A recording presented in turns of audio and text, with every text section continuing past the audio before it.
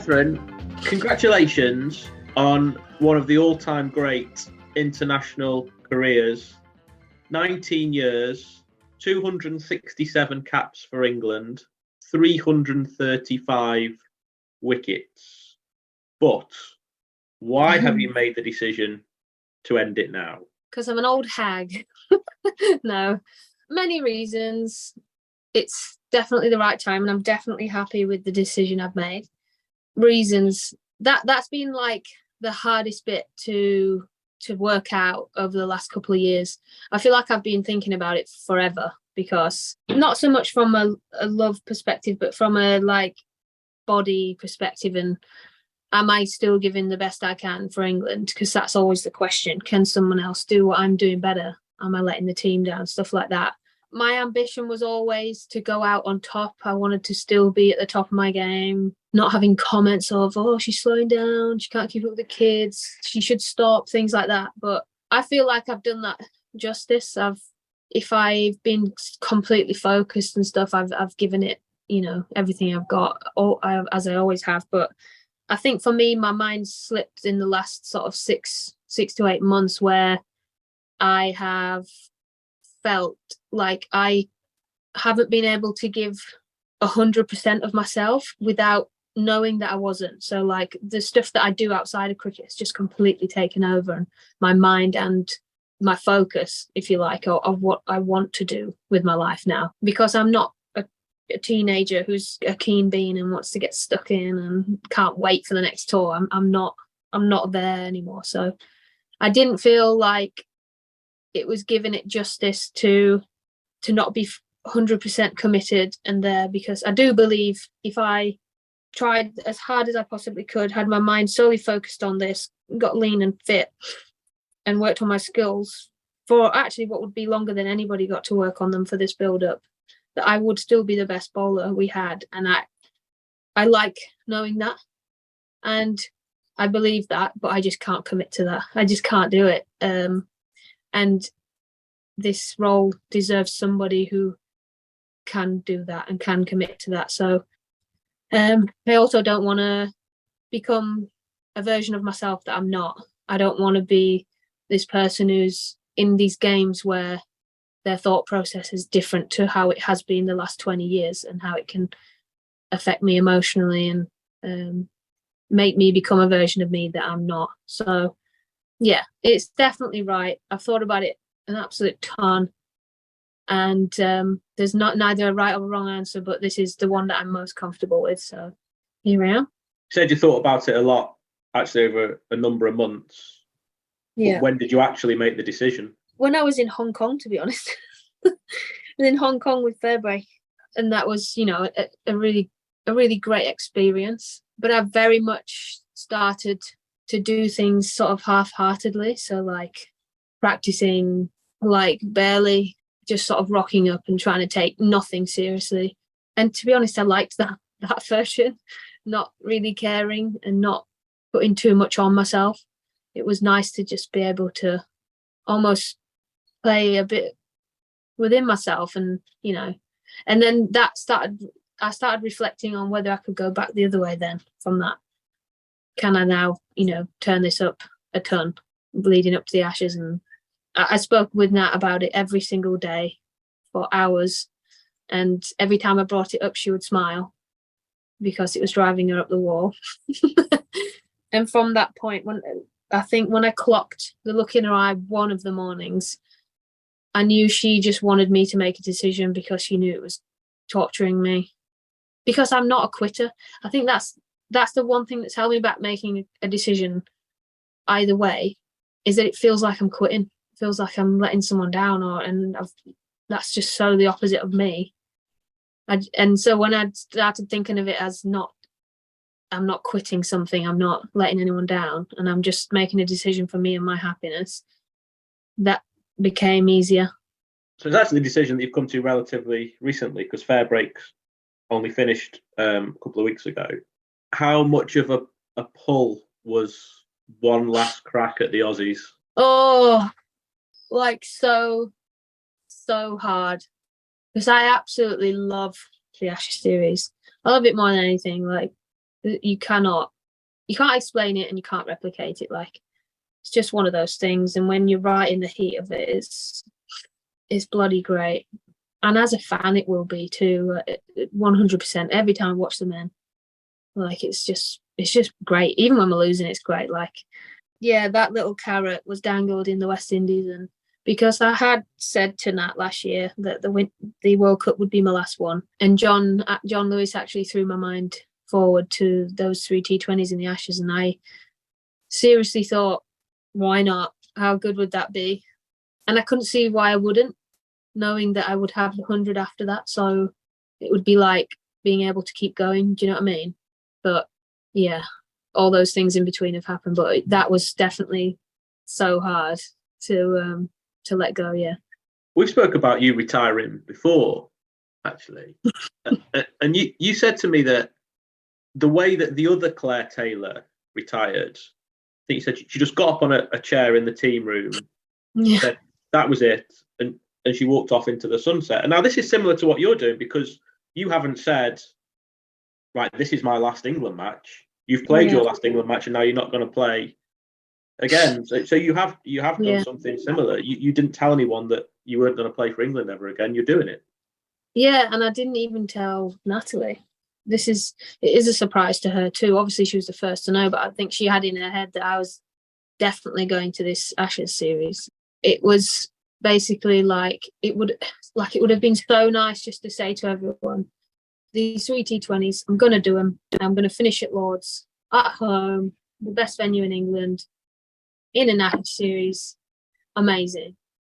But the reality is, like, how much pressure would that have put on me to not only contribute in those 3 T20s, but to finish on a high at Lord's in front of, it will be a sellout, and all your family being there. Like, I think that might have just messed with me a bit, and I can't tell you if it would have or not, but the thought of it potentially like turning into something not good, I don't think I would have been able to live with that. So yeah. So what was the reaction when you told people, both of Natalie, of your teammates, of your family and coaches, all those people that are so close to you? Yeah, like, well, my family were buying boxes at Birmingham and the Oval and Lords, and I was actually sorting it for them too. And I honestly, just within, it was like it was 2 weeks in Hong Kong, but the 5 days in a row it just knocked it out of me, basically. Yeah, I didn't want to talk to anyone about it because I didn't want too many opinions. I didn't want there to be anybody that would try and force me to keep going. Not that there would have been, but there might have been some of my family members that I've really, because they wanted me to have a big send off. They want me to have a stage and a lap of honor or a guard of honor, things like that. They want that for me, but I just want what's going to make me happy at this stage in my life, and that's what I feel I've done. So I didn't want to feel pressure into almost doing what other people want, if you know what I mean. Well, you are going to keep playing. You're going to do one more season in the 100. This won't be the last that people have seen of Katherine Brunt on a cricket field. Yeah, I'm going to come join you, Stefan. I'm going to go and talk. More than welcome. Can't swear, can I? It's dreadful. We might have to work on that. Yeah, going to talk loads of dross about cricket. Great. Yeah, I'm going to, since my first back surgery in 2007, and then I had another one in 2014, and that really did terrify me. So I was like, I haven't really got an education. I haven't got another passion. What the hell am I going to do? Like, if this is the end, what now? So for the last 10 years of my life, I've worked really, really hard at securing my life outside of cricket. And I'm really proud of what I've done. And I really love what I do, which has been the most important thing, is to find something that I love that's not cricket. So this is property development we're talking about, isn't it? That's yeah, absolutely. And that is all just from me, from reading, from watching, from doing it, failing, and then learning, and then succeeding, and then failing again, like pretty much just like cricket. But yeah, I've really enjoyed the journey. I've got I've made something really great out of it. I'm probably fine now for the rest of my life, which I'd never thought I'd ever be able to say. And cricket gave me the stepping stone to be able to make that happen. And so now I'm now allowed to sit down and not be told to where to go at what time and what to wear, and be at gate 5 at Heathrow at 5 p.m. Yeah, so I'm like, it's going to be just so nice to be able to do what I want when I want, follow my wife around, watch her be brilliant, and hopefully her pay for it. But how do you feel? Because it is over. I said it at the start. A 19-year career, more wickets for England than anyone else, more international wickets than anyone except Julian Goswami. How do you feel? It's over. People are going to know that it's over, and you're not going to pull on the 3 lions anymore. Is there sadness? Is there pride? Is it all of those things? Yeah, it's all of those things. Yeah, I did feel relieved when I made the decision. I felt really relieved. I then straight away felt really sad because, oh wow, you got me now. So yeah, it is sad, but I do feel relieved and that I'm in a good place with it now. Is the plan just one season of the 100, then ride off into the sunset? Yeah. It always sounds funny, that line, doesn't it? I'm just going to bring a stallion to Trent Bridge, just ride off. Yeah, it will be. Follow Nat around the world for however long she wants to continue doing it also, and then maybe look at her family and what that means. And yeah, we'll see. Your last game for England was the defeat in the semi-final of the World Cup against South Africa. Is there a little bit of regret that didn't make it through to the final and go one stage further? How do you look back on that last game that you did play for England? Yeah, of course. Yeah, there's a lot of feelings from that game for everyone. Basically, we've got a new team, a new coach, loads of youth, been through some pretty big changes in just the last year, and but it's really exciting, and there's definitely a window where you can see exactly what this team can be. It would have been brilliant for us all to have be there at the same time, and that's how lucky Australia is that they've got this team who are full of experience, like full of it, and at a level where they know their team, they know their setup, and they're just running, and they've just ran with it for as long as they possibly have, and it works. And we've gone a bit like this in how we want to go about things, and then having new players in, and then a new coach, and trust me, we'll get there, because those 5 warm-up games we had in South Africa when we arrived were brilliant. We absolutely smashed everyone. The amount of freedom we played with and confidence was brilliant. And what the saddest bit was that no one, bar the Pakistan game, none of you got to see any of that really. You got to see bits, but there's so many of our players who are disappointed with not being able to give that side of themselves, and that's just sport. You're going to be on sometimes, you're going to be really off sometimes, and unless you can all come together, then it doesn't quite work. But that will happen, and it will happen soon. Were your own frustrations on that day compounded by the fact that you knew it was your last World Cup? Yeah, I guess so. Like, I don't want this to be a story. Like, I didn't want that to be a story. I was really, really actually upset and disappointed in some stuff that was written about me after that game, because if anybody had followed me the last 19 years, you know who I am and what I'm about, and the players know who I am and what I'm about, and I didn't want, there to become something of that. But when you're, full of emotion and having these thoughts inside that no one else is carrying, of course something's going to be different. But can you control that? Who can? Like, most people, in some sports get to hide for a minute. Do you know what I mean? But you have to, a batter can get out for a duck, walk off and go and destroy the changing room and say every swear word under the sun. You wouldn't have a clue if anything like that had happened. But a bowler can get smashed for 30 and then they got still field for an hour. Where do they go to smash things and swear? And you're always on show, and it's just one of those things. You spend your whole career, harboring it, and because it comes from a good place. But yeah, 100% affected the way I felt, but I didn't know it before I went into it, for sure, because if I knew I'd act all crazy before I went out, probably wouldn't play. You're listening to the TMS podcast from BBC Radio 5 Live.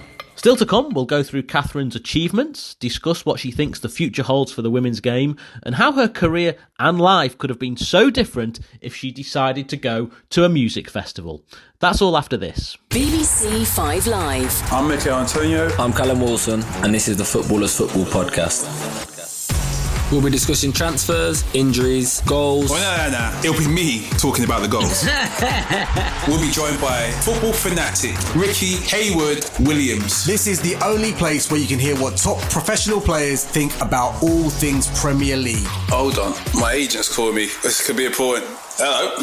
Transfer live on the podcast. What's going on? No one wants him. The Footballers Football Podcast. Just bring it on. Listen on BBC Sounds.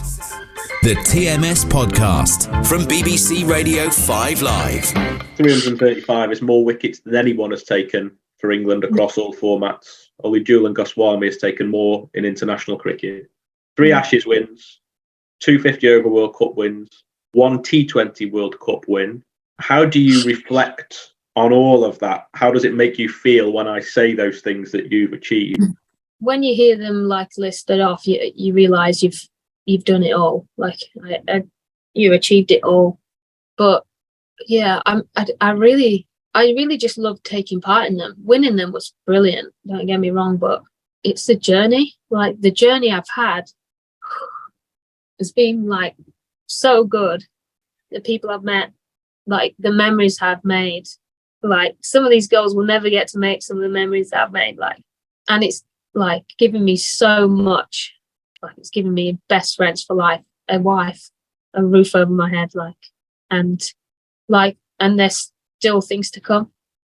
So I'm just so grateful and happy for the time that I've had, which was probably double the amount that I thought I would get. So it's all good. Well, you nearly turned it all down. You were a 19-year-old with a ticket to V Festival when Claire Connor asked you to play in a test match against New Zealand. And you were going to go to V because you wanted to see the Kings of Leon and Muse, and your sister Rachel had to talk you into it. It really didn't happen. I know, that is wild, isn't it? I sometimes think about that and I think, what the hell? But that's what you are when you're 19. You do daft things and like you make the worst decisions. But luckily I had have a forceful sister who is not afraid to speak her mind and practically pushed me back towards Claire Connor to say, I'm sorry, I've just lost my mind. Can you please take back what I said and take me with you to South Africa or wherever it was. Well, it was actually New Zealand, was it? But yeah, I owe Rachel a lot for that, because much as I went kicking and screaming, after a week, I was like, this is what I want to do forever, or as long as I can. Like, this is brilliant. And I literally didn't look back. I just had to be pushed into it. And I guess that's what I will tell anybody listening that's thinking about taking it to the next level. Just go for it. And then you can always say no in the end, but you don't want to miss out. And I nearly did. And on top of all that, the England cricket team's bought you a wife as well. It has. I don't know how I managed that. I think everybody needs a yin to their yang, don't they? Like, Anya Shrubsole was my bowling yin yang, and when I met Nat, there's not many people who can put up with me. Like, I'm daft, and I think in small doses, but like I am as soft as a brush as well. And Nat just has the patience of a saint, and also is just like an incredible human who's really driven and ambitious and great at everything, which is slightly annoying as well. So, I mean, you can't let that pass, can you? So I tied her down. How is this going to work when she's going off to play for England, either at home or abroad? Do you still want to be there watching her, or is it an odd dynamic if you're around a team that you are no longer part of? Is this even something you've not really thought of yet? Yeah, I haven't really. I spoke to John Lewis a couple of days ago when I announced it, and he said to me, we're still here for you. We'll support you in anything you need. Just keep talking to me, whatever you want. And, you know, that meant a lot to me. And I told him that I just needed some time to reflect and just chill and sit back and do me for a little bit. And then I would look at what my options were. And I'm not going to say no to anything, I don't think, because why would I? I'd like to try everything. Like if somebody wanted me to do for instance, an assistant coaching role in the BBL, or a mentorship with one of the counties, or a coach for 100 team, or a bowling consultant, anything. Like I would probably try my hand at anything. Like I did commentary and I found that I liked it. So these things are, you know, there's having lots of different avenues is great, because I like to have variety, and that's why I'm an all-rounder because you don't want to be bored. So yeah, I'd love to grab anything that anybody threw at me. How do you reflect on the way the game's changed in the time that you have played it, and not necessarily on the field, but all the opportunities, professionalism that has come to the game, and even WPL now, which has had an extra dimension to women's cricket? You have spanned those eras. How do you reflect on that? Not sure, to be honest. It's mind-blowing, isn't it? Like, as soon as the auction happened, we all just looked at each other and we were like, what the... Like, this has just changed everything. Like, the only thing that I worry about is where it will change people's focus. Like, as you're seeing, Shabnim, Ishmael, ultimately wanting to spend more time with the family because the schedules are unreal. And as you get older, and if you're an all-rounder, you can only spread yourself so thin, and your family and being just at home in your own bed and not in a suitcase is a massive part of feeling happy and human.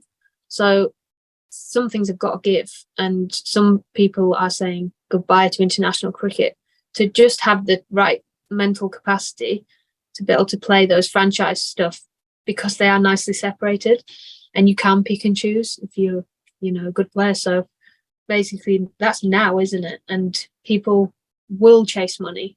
Anybody that says they don't play for money, so I'm just like, are you serious? Like that, you've got to factor that in.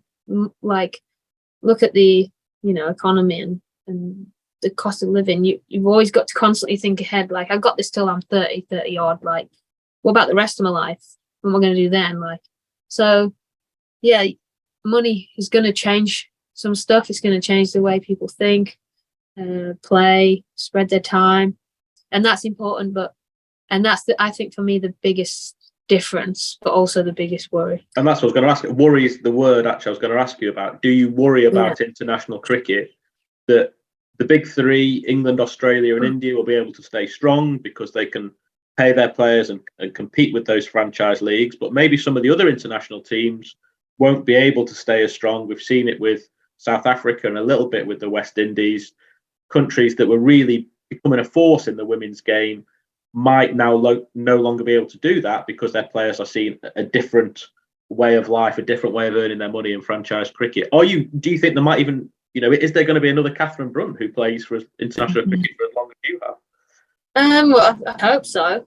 That was the goal. I said I would step away if somebody came and chomped my heels off, and there's always been that potential, hasn't there? We've got plenty of talent, don't get me wrong. It's just whether or not they can stay fit, because getting injured these days is quite easily because there's so much cricket. I think I was blessed the first 10 years playing 2 tours a year or something. So yeah, I've had a slow build up into my, you know, my workload. So these girls though, now they come in and they're bowling tons per week. So I do worry for that we need to be looked after very well. And what the best thing I think for us would be, as the men do, is rotate their bowlers and rotate their players. There's nothing wrong with having a one-day captain, a T20 captain, a test captain. The men do it. And it just gives people a chance to breathe and chance to, you know, rest and let somebody else have some stress for a bit. And then being able to rotate our seamers, like how important is that in keeping them fit and fresh and keen? Because it's just something we've never done, and I understood it because there wasn't much to pick from. But I'd love to see that be the future of it. There'd be so much to choose from, that we get to look after these people so much that they don't step away like Nat did in September and miss all of that tournament.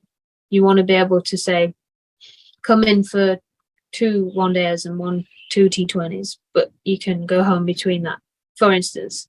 Like, that is just, for me, it's just like a no-brainer, being able to swap and change and give people time and space that they need. And what about protecting the international game, that it remains the most important thing in women's cricket above franchise tournament? You can't replace wanting to represent your country. Yeah, I've always been really proud of that, being able to represent England, knowing I'm one of the best players in England and that I'm there on behalf of them and have the whole nation behind me. Like, it's such a great feeling. And that was the only thing you did it for. You didn't do it to pay a mortgage. Why? I'm not thinking about that at 19 or anything like that. You just do it and you crack on and you think about nothing else, no worries, and it's great. And I'd love for everyone to feel like that and feel like that forever, because they really were the best times of my life and my career. That's most certainly what's happening now, is that the way people think and the way things are going might end up going that way once all the 30-year-olds have gone from this team. Because the 30-year-olds, your Nat, your Amy, your Tammy, Heather, they're all still very much from that era. So they're there and trying to instill that in our young players for sure. But, you know, time will change things. How is your back, and how are you affected in everyday life through what cricket has taken its toll on your body? Oh, don't get me wrong. In the last 19 years, it's affected my life and my everyday life a lot. Like, I've had times where I couldn't go to the toilet properly. I couldn't get changed on my own. I couldn't sleep for more than 2 hours a night. I was in a wheelchair at one point. I used to walk around the kitchen at 2 o'clock in the morning, banging my head against the wall. Like, some of the, I mean, if anyone knows what sciatica is like, you'll know exactly what I'm talking about. But I've felt very debilitated. Right now, I feel good, and the last few years have been good to me. Surprisingly, nearly 40. So, yeah, I'm in a good place with it, and it's not had any impact on my decision at all, which I wanted it to, but it didn't. So, yeah, all good. Just some quick ones. I want you to say the first thing that comes to mind. Best moment? I mean, I cannot beat my first Ashes experience. I cannot. No matter who you talk to and how many years go by, like, I don't think anything, and I never, it's so funny. I used to think it's so hard to start on something like that because nothing can beat it, but you always try to, and you always try to remember that. But that was honestly just like a once in a lifetime week for me. Like, imagine coming fresh off, not off debut, but my debut Ashes. I don't really know what the Ashes. I knew the Ashes, but I didn't know it was about. Like, I soon found out. Day one, Fitzpatrick trying to knock everyone's head off, but to be able to like play in that and like play the way I did, but join in on this huge like celebratory moment that I didn't quite understand, but got to understand. Like, it was just awesome, and yeah, the 100% the best few days of my life, yeah, for sure. Worst moment? There's been quite a few, actually. Because as you know, as an athlete, like, there's way more lows than there are highs, like way more. I mean, you spend most of your life failing. Probably being carried off the pitch. Yeah, that was a dark time. I was in a wheelchair. Everyone was crying. I thought that was it. Yeah, it was a bit of a mess, to be honest. But it also like helped me as well, probably with the next part of my career. Best friends in the game? You know, I love good people. Like, there's nothing better than going to a franchise team and just being amongst good people. Like, I never want to join a team that's just stacked with really great players, because as great as that would be, sometimes you don't get the best bond and the best like out of the experience. But Elise Villani from Australia, she's great crack off the pitch. Emily Smith, great crack. Kingy, Alana King, very funny. Mignon Dupree, one loveliest human in the whole world, like so lovely. Nick Carey. I actually had a good stint with Meg Lanning. For as quiet and as completely polar opposite to me as she could be, like she's a good girl, loves the game. Deandra Dottin, she's funny, like she just messes with me all the time. And Shabnim, I've had a good couple of games. We're very similar, like in temperament and attitude, and she's just so black and white with how she sees things. She does not hold back. But yeah, and then obviously Amy, Nan, Sophia Dunkley, Sugar, Lydia Greenway. Like the list goes on. Like every. But this is the best thing about the England team, right? Every single person that's come in the squad is a legend. Great girls, all very supportive. Some obviously that I click more with because I'm, unique. Toughest opponents? The best battles I've ever had are Alyssa Healy, for sure. She's given me nightmares because she was one of the first people, right, that just took you on. She didn't care if you were great at the time or if you weren't known for, bowling balls to hit back over the top. She would just find a way, and she would try and smash you every ball. And that was something I hadn't come across in a long time. And like Jimmy Anderson, I don't like going for boundaries, so she was one of my nightmares. Deandra's a bit of a nightmare as well, but not really. I didn't really feel like I wouldn't win. I always felt like I could win that most of the time. Tammy Beaumont in the nets, what an absolute nightmare. She's so competitive.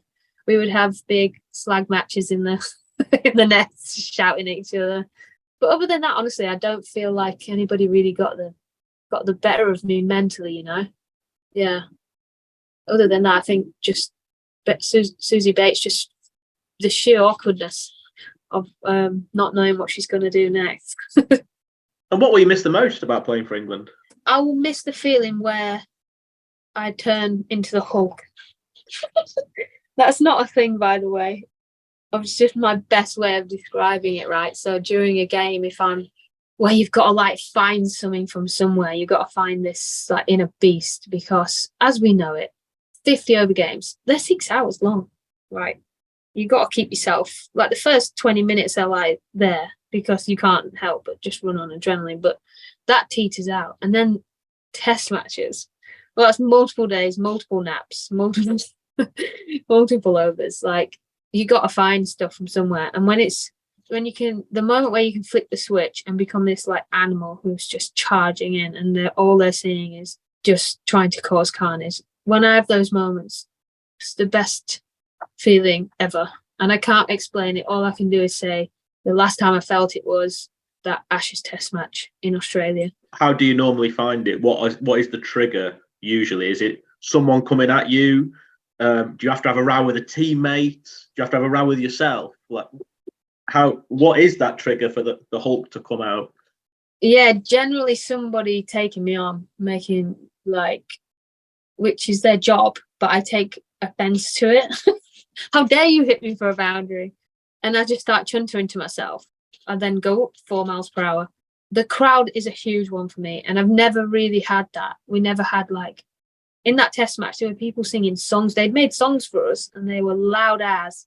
And that I really, you block a lot out, but I really tuned on to that, and that got me really going. Courtney Winfield Hill was the main curator in that, and a lot of our academy girls. So it felt really we knew how much they were behind us. Really felt it.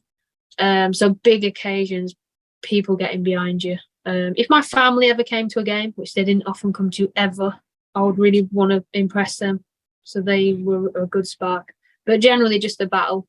Someone sticking their chest out and having a go at me would basically trigger something. How will you feel the next time you see England take the field and you're not involved? I would think, thank God I don't have to do that warm-up. Honestly, I will be fine. I stopped playing. I didn't tell anyone, but I stopped playing one-day international cricket last summer after that first game at Northants. I decided that I would just let the youngsters run free and prepare for the next 50 of the World Cup, even though I was still playing it good. And from that moment on, I have been on the bench now because watching the 50 over stuff. So I've had a lot of time to watch and go, oh, I wish I was playing, because I generally play everything, never sit out unless I'm injured. So yeah, I know I'll be good. I'll sit and watch with my eyes closed when Nat's playing for sure, because I hate that. But I'm going to be their biggest fan, and hopefully I'm going to be in every hospitality box there is. So for all you county, teams around the country, there's some chief execs who are going to get a big bill because you're going to be in their hospitality. Just keep me in mind. Get me in the box. If you want me to entertain someone, I'm your woman. But I like pink champagne, if anybody's wondering.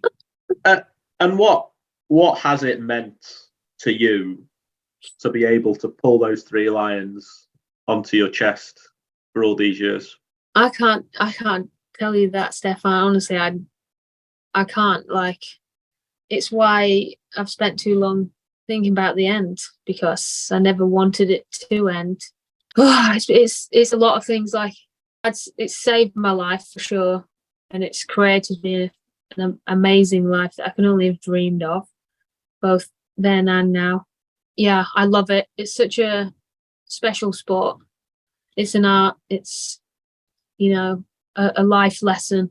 It's everything you need. It's everything I needed to be who I am today, and I'm proud of the last 19 years, and I'm proud of who I am now, and all the people that I've played with. So yeah, it's been special. Not something I can describe. But that's the best thing way I can describe it for you. What would you say to that 19-year-old with a ticket to the festival? Wasn't sure what to do. No, I'd smack myself around the face and be like, "What are you doing? Go back." What would I say? I would say stop at 10 years. No, I don't know. Honestly, I don't know, because I feel like everything happened the way it did for a reason. It's been great, and I've loved every stage, every step. No, I'm not bitter about how far cricket's going. I am just proud that I've been in the last 2 decades and influenced the game to go in the direction it has, and been a stepping stone to make this game greater and more accessible path for women, and I will continue to do that now. All I can say is congratulations, Katherine. Good luck with whatever comes next.